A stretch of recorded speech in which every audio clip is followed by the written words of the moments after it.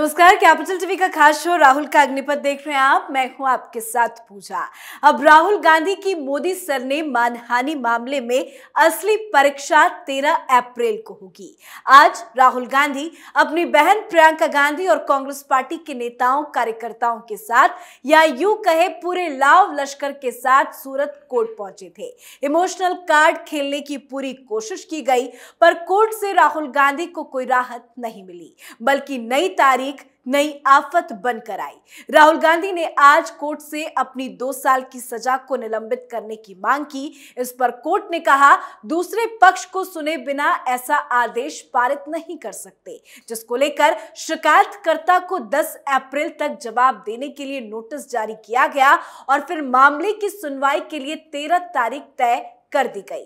पर आज कोर्ट में क्या कुछ हुआ, आज इसी पे चर्चा करेंगे। बातचीत के लिए मेरे साथ स्टूडियो में मौजूद हैं कैपिटल टीवी के एग्जीक्यूटिव एडिटर राजीव जी। राजीव जी, बहुत बहुत स्वागत है आपका। धन्यवाद। आज सूरत के कोर्ट में क्या कुछ हुआ? देखिए, कोर्ट में इन लोगों ने माहौल बनाने की पूरी कोशिश की थी। 18-19 नेताओं को अंदर जाना, उसके बाद वकीलों की पूरी फौज, जिसका नेतृत्व कौन कर रहे थे? अभिषेक मनु सिंघवी।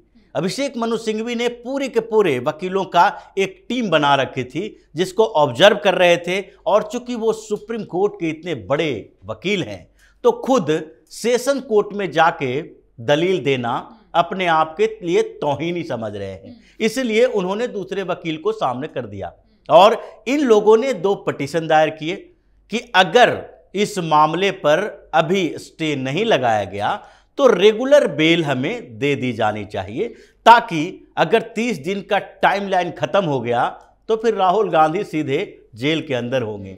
और जो आफत राहुल गांधी के ऊपर लाद दी गई है, इन लोगों का मानना था कि ये पूरा का पूरा जो मामला है उसको पॉलिटिकल बना के कोर्ट में पेश करें, कि ये सारी चीजें जो चल रही है ये पॉलिटिकल वेंडेटा के तहत चल रही है, राजनीतिक बदले की भावना है। जैसे कि सुप्रीम कोर्ट में ये लोग लगातार दलील देते हैं। कपिल सिब्बल ने, चाहे संजय राउत का मामला हो, अनिल देशमुख का मामला हो, शिवसेना का मामला हो, या फिर जितने जो आम आदमी पार्टी के और दूसरे भ्रष्टाचार के मुद्दे पर ये लोग बार बार कोर्ट में यही बात कहते हैं कि इन लोगों को तो फंसाया जा रहा है। बस वही माहौल तैयार करने की कोशिश की जा रही थी कि जज के ऊपर दबाव बनाया जाए। इस बात के लिए दबाव बनाया जाए कि अगर हम पॉलिटिकल बदले की भावना की बात करेंगे तो जज साहब कंफ्यूज हो जाएंगे कि अगर इस पे तत्काल स्टे नहीं लगाते हैं तो उनके ऊपर ठप्पा लग जाएगा कि ये भी राजनीति से प्रेरित है। और चूंकि मामला गुजरात का है, गुजरात से पीएम मोदी भी हैं, अमित शाह भी हैं, तो ऐसे में इन लोगों ने एक कोशिश की कि इस बात को जज के दिमाग में भरा जाए कि आप गुजरात के सेशन कोर्ट के जज हैं और आपके ही जो स्टेट है वहां के पीएम भी हैं, होम मिनिस्टर भी हैं, और ये जो पूरा का पूरा मामला है राहुल गांधी का, वो राजनीतिक बदले की भावना से ग्रसित है। क्योंकि इनके ऊपर जो आरोप लगे और उस आरोप को जो सिद्ध किया गया, ये दोषी पाए गए, 2 साल की जो सजा मिली है उसमें एविडेंस बहुत कम है। एविडेंस के नाम पर उनके भाषण के जो कुछ अंश रखे गए हैं उसमें पूरी तरीके से इनका इंटेंशन क्लियर नहीं होता है।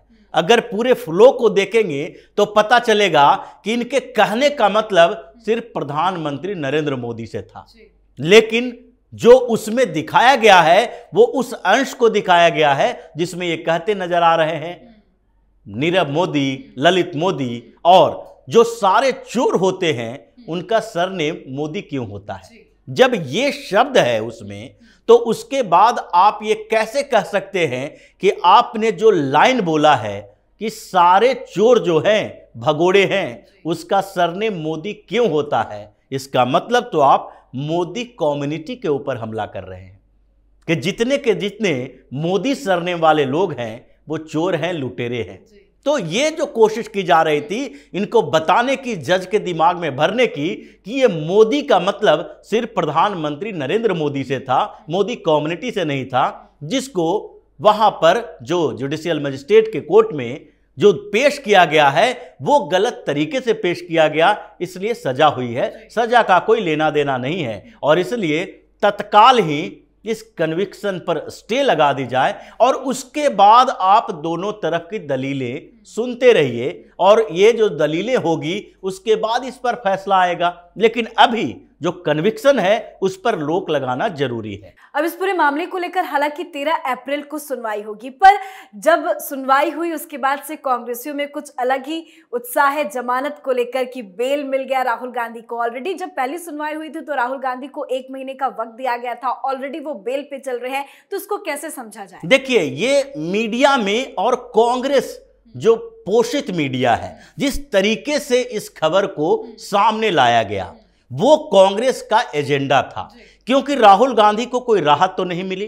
कांग्रेस ने जिस तरीके से कोर्ट में जाकर माहौल पैदा करने की कोशिश की, बाहर से प्रेशर बनाने की कोशिश की, उसमें इन लोगों को लग रहा था कि स्टे मिल जाए कन्विक्शन के ऊपर, यानी सजा पर रोक लग जाए। लेकिन हुआ इसका उल्टा। अब इन लोगों ने एक नया तरीका ढूंढा कि कुछ तो कोर्ट से लेकर जाए, और ये राहुल गांधी के लिए ऐसा बताया जाना चाहिए कि कोर्ट से इनको राहत मिल गई है। अब जमानत की बात 13 अप्रैल तक कहां से आती है? हाँ। जब 23 मार्च को सजा सुनाई गई और उसके बाद उस कोर्ट ने साफ तौर पर कहा कि 30 दिन तक ये सजा का इंप्लीमेंटेशन नहीं होगा। 30 दिन तक आपको जमानत भी मंजूर की जाती है और 30 दिन के अंदर आप किसी भी हायर जुडिशियरी में अपील कर सकते हैं, याचिका दायर कर सकते हैं। इसका मतलब साफ तौर पर है कि वो 22 अप्रैल तक जमानत पर है। 23 मार्च से अगर बात करें तो 31 मार्च तक के बाद से 22 अप्रैल तक वो जमानत पर हैं। 22 अप्रैल के बाद ही उन्हें जमानत की जरूरत पड़ेगी। लेकिन आप अभी 3 अप्रैल को जा रहे हो कोर्ट में, और उसमें भी इतने समय के बाद, यानी कि 10 से 11 दिन के बाद आप कोर्ट के सामने जा रहे हो, और वहां पर आपको 10 दिन के बाद का समय दिया गया है। 23 अप्रैल से पहले अगर आप जमानत पर हो ही तो 13 अप्रैल तक के लिए जमानत का सवाल कहां उठता है? ये राहत की कोई जरूरत ही नहीं है, न मतलब। लेकिन सोशल मीडिया में भी इसको लेकर माहौल बनाया जा रहा है। कुछ ट्वीट अपने दर्शकों को दिखाते हैं। दरअसल जैसे ही कोर्ट का फैसला आया, राहुल गांधी का पहला रिएक्शन भी सामने आया।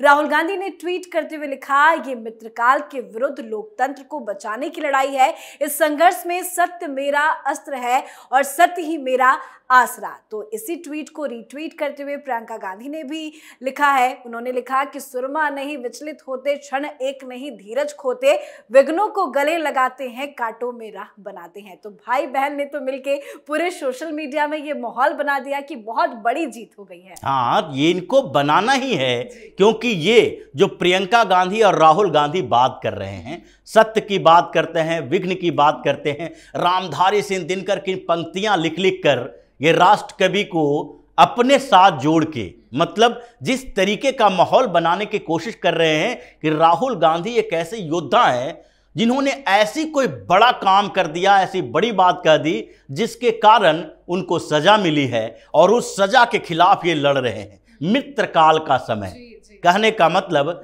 मित्रता की बात किसकी कर रहे हैं?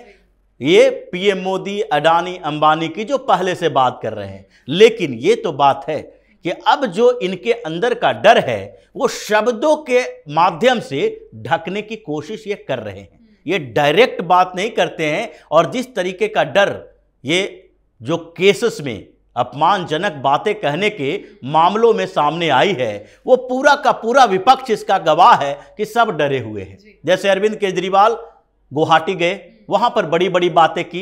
एक दिन पहले ही सीएम हेमंत बिस्वा शर्मा ने कह दिया था कि अगर केजरीवाल ने एक शब्द भी करप्शन पर हमारे लिए बोला तो उनके खिलाफ मामला दर्ज करेंगे और उसको जेल के अंदर डालेंगे।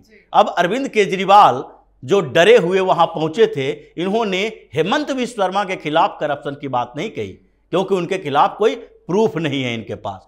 और उसी तरीके से राहुल गांधी भी अब शब्दों के माध्यम से, डायरेक्ट बोलने से डर रहे हैं। लेकिन माहौल पैदा करने की जो कोशिश की जा रही है वो इसलिए क्योंकि अब कांग्रेस की आफत धीरे धीरे और बढ़ने ही वाली है। जी, देखते हैं 13 को क्या होगा। बहुत बहुत शुक्रिया समझाने के लिए। धन्यवाद। तो आज राहुल गांधी को 15,000 के बॉन्ड पर जमानत मिली है, पर ये राहत बस कुछ ही दिनों की है। अब इंतजार 13 अप्रैल का होगा।